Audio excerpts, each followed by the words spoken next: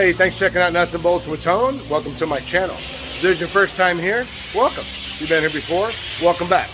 Today I have a 2004 2.5 single cam Subaru with leaking external head gaskets. And I'm going to remove the cylinder heads in the car. That's it. Normally I was going to pull the motor to do it, but I'm going to do it in the car so I can show you how to do it in the car. Little more difficult. Yanking the motor is much easier. But anyways, I'm going to show you how to do that. But before we get started, hit the like button, hit the subscribe button, and hit the bell. You get notified of all my future content, which you definitely don't want to miss. Let's get started. So starting off, I'm not going to show you every single little thing. I'm going to go ahead and take your battery tray out, your washer bottle. Go ahead and get all that out. You're going to come over here, you're going to take your air box out. All right, so from here, you're going to want to take off your air intake. And you're going to disconnect your oxygen sensor connectors. Okay, so they're all going to be clipped up top. So you're going to have a connector here. You're going to have one right there. You're going to have a clip here. And I think that's it. Anyways, you want to disconnect that. And then, oh, I'm sorry. There's one more, and it is right back here. This wire I'm wiggling. You're going to go ahead and just get all that disconnected, and then we'll do everything else from underneath. Because we're going to, so here's what your exhaust is going to look like when you bring it down. You're going to have 502 sensors that were disconnected. You're going to have 2 bolts at the back. I go ahead and just disconnect it back here. That way it's just one connection. Your pipes stay connected. You got a couple brackets there. You got 3 bolts on your manifolds. It's going to look like this. Hey, get those heads out of there, Tony. As you can see over here, you don't have there's not a huge amount of room. This is the passenger side between the frame and the valve cover. Once you get the head off, the valve cover off, it's not so bad. This side, you have a lot less room. So what we're going to be doing is we will be undoing the engine mounts and putting a jack under the oil pan and jacking up the engine to gain some access, and that's what we're going to be doing when we get to that point. We still have a long way to go to get there.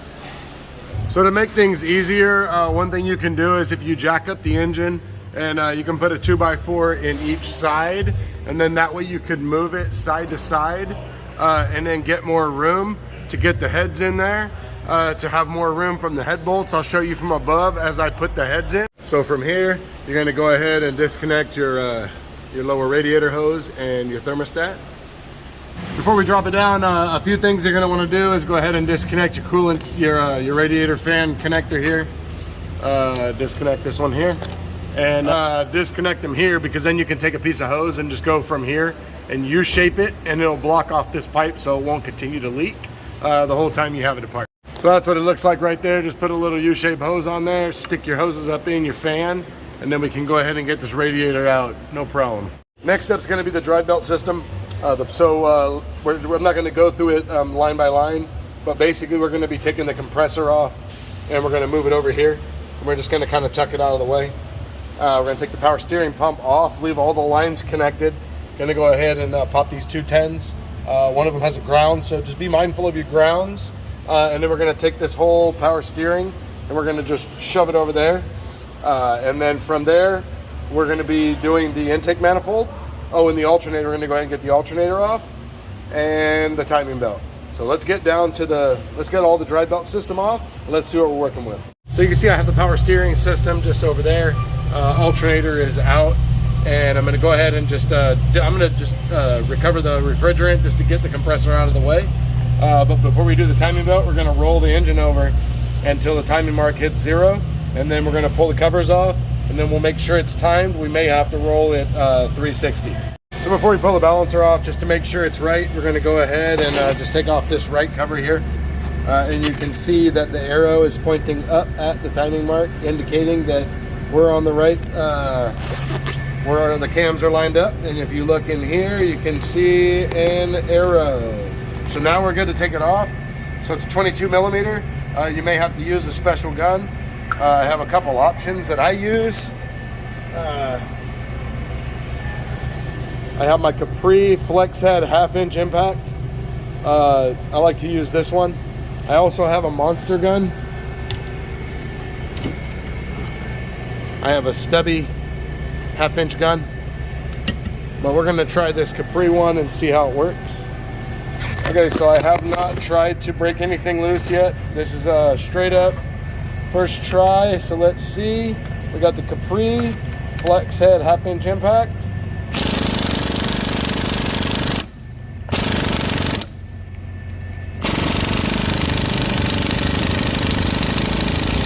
And there we go. So that works real well right there. The head flexes. So Capri tools, I like that one. All right, let's get this timing cover off. So now that we got the cover off, I could see that those marks from the balancer were incorrect. It showed us that we were on the right stroke. So we're gonna go right there, and that's gonna be lined up. We're gonna come over here, and that one's gonna be lined up right there with the crease, with the seam. And then this one is gonna be lined up with that mark. So what we're gonna do is now we're gonna mark this timing belt to the engine, and we're gonna transfer the marks to our new belt with a paint marker. And I like to use these Sharpie oil-based paint markers. They seem to last the best, and I store them cap down. Let me get this marked, show you what it looks like. So here's what I do right there. I went ahead and marked that one right there. It doesn't matter that I didn't mark it where the mark is on the pulley. The main thing is that the new belt goes on exactly the way this one was, so where that one's there, and the crank is there. So now we're gonna go ahead and start taking this off. I always take off this pulley first, the one that goes under the belt here, and then from there you can see we have slack, and so now we can get the rest of these out. This is a tensioner, so this one's going to be a bolt right here, and then this is the water pump. We'll get all that off later. This is the oil pump. One thing to be careful of is your tensioner has a washer on the back side. This needs to be there. There's a little O-ring holding it on. We're going to get a new tensioner to put it on. The only thing that you should have done, maybe if you don't have the right tools, is break the cams loose while the belt is on. It helps hold it in place. I'm going to use let me take you on a tour. I'm going to go on a trip to the box here. I'm going to break into the big drawer. So what I'm going to do is I'm going to use this guy right here. You can use anything. I mean, you can use channel locks and hit it with an impact gun, you know what I mean? But you're just gonna put them in like that and hold it and break them loose. Then there's a cover on the back side here. Little plastic cover down there. Let's get that off. So now you'll notice this cam right here, when you break it loose, if you don't break it loose in the right spot, it will spring this way. So you have to hold it in place and bring it back up, and it will sit in its designated position. But if you have it pulled back slightly, it will spring. Now you notice this one has some free play. This one spins. Not a big deal. Now the way you can tell the difference between the two sprockets, so you don't have to worry about keeping them connected, is this back side here. This has a pickup for the cam sensor. So this one goes on the driver's side, the side that has the cam sensor, which is right in there somewhere. It's in here somewhere. Oh, there it is right there. It's that little dingle hopper right there. All right, so that's the pickup for the cam sensor, so that's how you can tell the difference. Right here we got 3 bolts there and 2 bolts there. Let's get those covers off.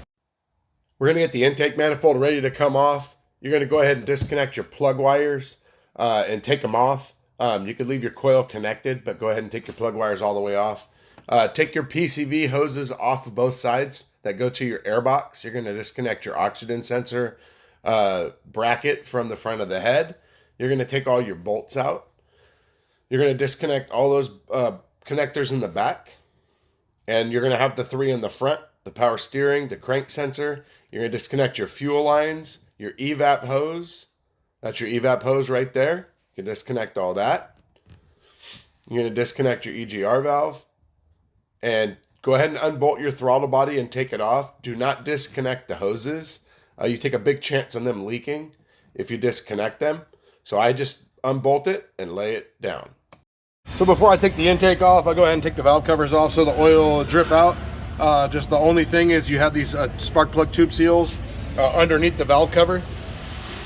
It's gonna look like that. You got your bolts. So this one's here, right here. This one here, you got the harness going through it, and you're gonna have your oil fill. So you need to get that off, and then we're gonna work on this intake. On the driver's side, you got to take the cam and the cam holder off right here. It's going to be a bolt here. You got to get this off so you can get the valve cover out. It won't come forward because of the cam sensor. So here's the intake manifold. You're going to have to disconnect some of the sensors that are underneath, the power steering pressure switch, the crank sensor. You're going to disconnect your O2. I just undo the bracket on both sides. Your cam sensor. You're going to have to disconnect your fuel lines, your evap. You're going to have to disconnect this one PCV. This one goes straight down to the block. You're going to have a hidden connector right down here for a coolant temp, and you're going to have the knock sensor connector over here on the back. And then, like I said, I leave the throttle body here, and I'll disconnect those hoses as I need to. And the only other thing is the EGR valve tube. You're going to have to disconnect that. Just leave it connected. You can slip it out. I'm ready to take it out. I just have to take out this one bracket right there. Only other thing I forgot is this bracket right here that's got these three big connectors. Just leave this here. Just disconnect the 112 right here, and then that will come off, and then that way all your harness stays with it. And then you have one ground right over there that goes to the firewall. So from here, the next step, you want to go ahead and unbolt this crossover pipe here. Both of your throttle body hoses are connected to it. Or actually, one of them is connected to it. The other one is connected to the heater pipe right here. You're going to leave all that connected. I'll be replacing the heater hoses, but you're going to disconnect this, and the O-rings come in your headset. So we're going to go ahead and get this off because it hangs over the head right here, and the heater pipe's back there. Just makes it easier. So here's all my sockets for Subaru head bolts. This shows you how much I do them. I've got a mid-length quarter, a deep quarter, a deep 3/8 and a shallow 3/8, and those are all 14 millimeter 12-point sockets. And the head bolts are all right there.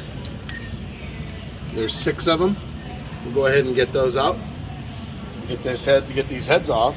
One tool you'll need for the intake is a fuel line disconnect. I like this one because it's deep. A Subaru tech actually left this on a Subaru one time, and that's how I got it. But this works great for like the 2.4 Toyotas.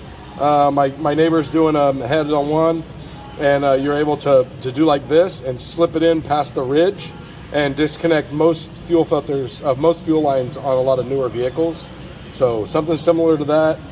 I don't think there's a part number on here, but a Subaru tech left this for me, so it was pretty nice. So as you can see here, I have the coolant crossover just supported back with a bungee. I have the AC line pulled out of the way, the fuel lines pulled out of the way. The AC bracket, you have to unbolt that to be able to get the head out. So you're gonna unbolt that, get that off. Over here, you're gonna have the dipstick, the oil dipstick, which is 110 millimeter, and you have that black heater pipe. Disconnect that from your water pump down below, and then unbolt it from the block, and then move that whole pipe out of the way. You're going to be replacing your water pump anyways. And then that way you can get the head out. So you can see on the passenger side, there is a lot more room on the passenger side than the driver's side. But you see how the head bolt doesn't fit sideways out of the hole. It hits the side of the frame there. That just shows you how difficult it is in the car. You can do it in the car. I've done this about probably at least 20 times in the car, and I actually never lift up the engine. So it just takes patience, and one time I damaged a head gasket. So that's why we're lifting up the engine to gain some access. I saw a coworker do it once, and so I decided let's try it. So here's everything disassembled, heads are off. Both of the heads have to go in at an angle. You really want to have a helper to help you. You got to put the head bolts in the head and the head gasket on, and you got to be careful that you don't pinch it. I have damaged one head gasket one time, and I believe it was on this side. But you're just going to jack up the motor a little bit just to give you a little bit of clearance. Basically, you want the head bolt to come up here and not be down on this angled part here. So here all I did was disconnected the heater pipe that goes to the water pump because I'm going to be replacing the water pump anyways. So I have the heater pipe disconnected, throttle body's still connected, crossovers here. I'll be replacing the heater hoses, so I have a bunch of work to do. But for now, you can see the power steering is tucked up out of the way. AC line and fuel lines up out of the way. So now I'm gonna get all this in here and push it outside since the cats are off the car. There you go. Now we gotta wait to get the heads back, and we'll show you how to put them back on. All right, one last thing before I forget. You wanna take out the top sway bar mount that goes from under there to there. I forgot to take it out, so I was fighting it. And that gives you the room to lift the motor up to get access for the head bolts. All right, I like to go through and write down all the torque specs before I start putting things back together. So this is what the heads look like. Okay, so A and B are in the middle, and then C, E, D, and F are on the outside edges. So here's the head torque. You're going to oil the threads lightly. You're going to torque all the bolts to 22 foot-pounds, all the bolts to 51 foot-pounds. You're going to back them all off 180 and then 180 again. You're going to torque the 2 middle bolts to 25 foot-pounds. You're going to torque the other 4 outer bolts to 11 foot-pounds or 132 inch-pounds. And then we're going to go 90 degrees and 90 degrees. And here's the rest of the specs that I look up. The intake manifold is 18 foot-pounds. The cam sprockets are 58 foot-pounds. The water pump is 8.7 foot-pounds or 105 inch-pounds. The thermostat's 4.8 foot-pounds or 58 inch-pounds. And the last one is the valve cover. That one's 3.6 foot-pounds or 43 inch-pounds. Now, I send the whole heads off to the machine shop, so I do not remove the camshaft. I do not remove the camshaft or the carrier from the head. I send the whole thing out, and if you're lucky, they'll adjust your valves for you. When we're all done, we're going to have to roll this thing over and adjust the valves to make sure they're all adjusted properly.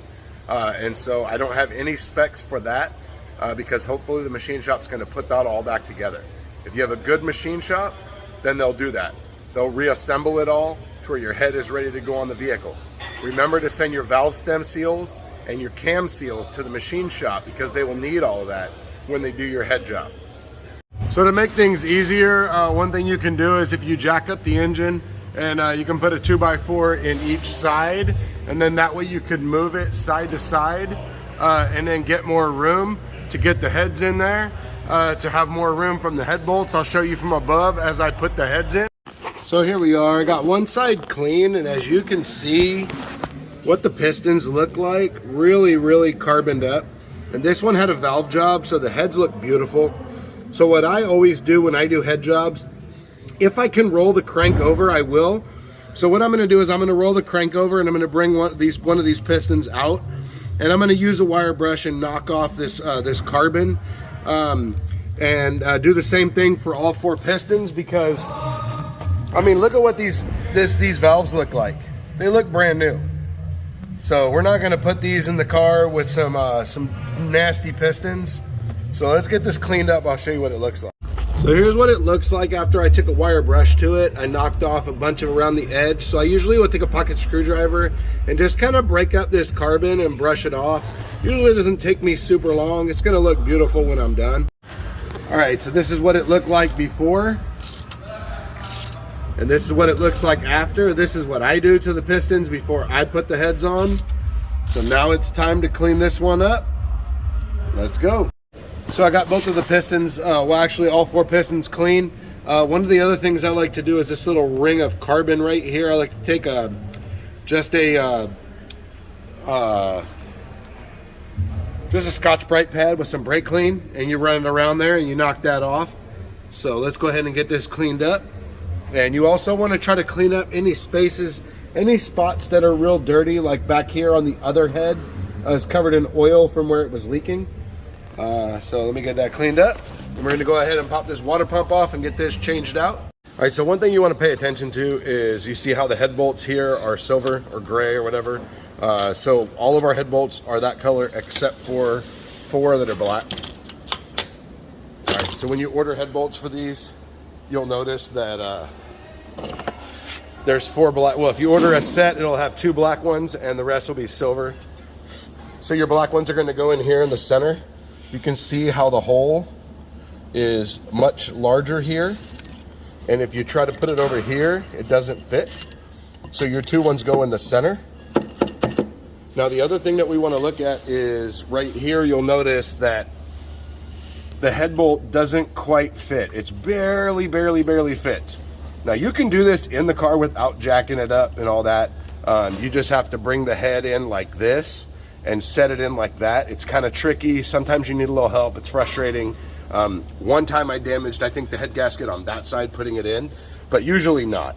Because you're going to put your head gaskets on these studs right here. But I had one time where as I was trying to put it in, it got stuck, and when I pulled it out, it bent it. So you would put your head in like this, and then as your bottom ones get started, you can slide your top ones in, and then you drop your head down and all the head bolts go in. Now one thing you want to be careful of is, you see how this has liquid in it. So we want to blow all these holes out. Okay, I've already cleaned all this up, but we want to blow all these head bolts out so there's no liquid in there. I made a video about this. If you have any liquid in these holes, what will happen is the bolt will have nowhere to go, and it will crack the block, or it just won't tighten enough, and then you'll have a head gasket problem again, and it will be because of the hole having liquid in it. All right, so I've got this jacked up, you can see here.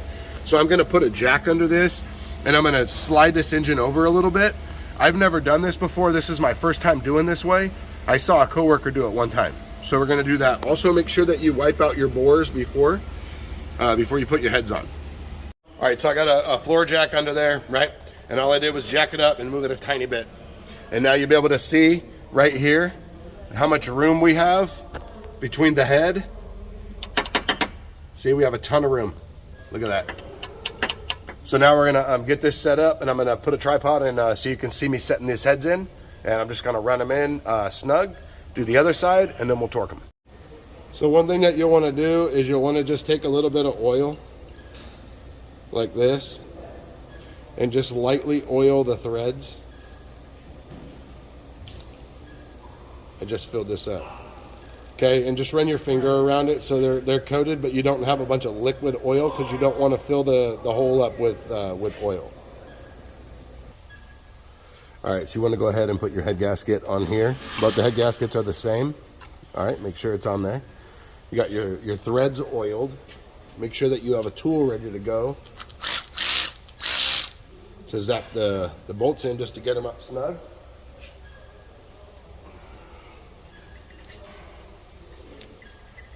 I'll try to stay out of the way of the camera as much as I can. It's hard to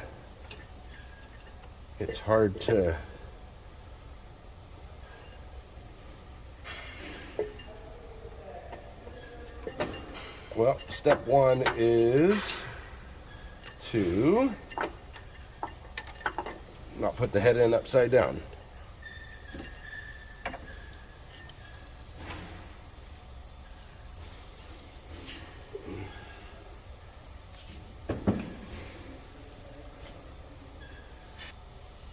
All right, that shows you I'm human. Got so wrapped up in trying to get everything set up to show you that I grabbed the wrong head. So we're just gonna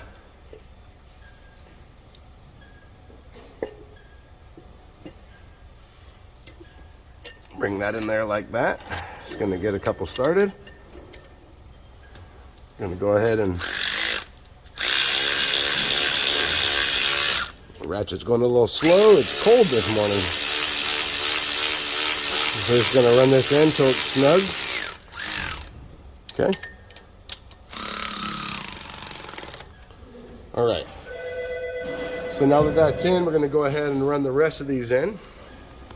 So here are the torque specs. I can't show you torquing all of this, but here's the head bolt orientation, A, B, C, D, E, F around the edges. So you'll see it's 22 foot-pounds, 51 foot-pounds. Back them off 180, and then 180. And then the middle ones are going to be 25 foot-pounds. The outside ones are going to be 132 inch-pounds or 11 foot-pounds. And then it's all of them 90 and then 90. So, and then after that, you're just going to be putting everything else back together the way you took it apart. The timing belt, I'll put a link right there to a Subaru timing belt video on how to put this timing belt, and you could just fast forward to putting it back together. You'll see how I reinstall it. I showed you all the torque specs for everything along the way, so it's straightforward from here. Make sure you use a vacuum refiller when you put it back together, and so you don't have any air pockets, and a good thermostat. So thanks for watching the video. Hit the like button, hit the subscribe button, and hit the bell. You get notified of all my future content, which you definitely don't want to miss. Thanks for watching, and I'll see you next time. If you're going to do it this way by lifting up the engine, do the driver's side first. The driver's side has less room than the passenger side. I totally forgot about that. And so now that I've got it up here, that head's on there, and so it's weighing the engine and it's hard to move. So do the driver's side, then the passenger side. But like I said, I never lift it up. I'll probably just pull the motor next time. I only did it this way because someone asked me on TikTok to do it this way. So here we go. So a couple tips in putting this thing back together is when you're doing your valve covers, there's not a lot of room. So you can see down here, I have this this ratchet down here, and it's just sitting here, and it's the perfect size away from the side frame here. So what this is right here, it's Carbine Tools. It's a built-in 10mm socket with a bit driver. What I like about it is that if you hold the bit driver side, it'll hold the socket. So when you have a bolt that's kind of loose and you have to hold on to it, you can hold the back side and spin it. So that's all that for the valve cover. Couple tips when putting this back together are, you want to make sure a few things that you can really get backwards and really mess you up. So this water pipe right here that's connected to the heater hose, if you disconnected that, you need to put that on first after you put your head on. Don't forget to connect your hose. Next, you got to put your dipstick in. I almost missed the dipstick as I took this apart a month ago. So you got to get your dipstick in before you put your front cover on here. And then also you have a little foam padding here that goes on your cam sensor behind the timing cover. So a couple little tips there. One other thing is your EGR tube that goes into the back of the head. You kind of want to wait to put it in because your intake isn't going to slide in. You can maybe get it started so it's sitting back like this, and then you can connect both ends.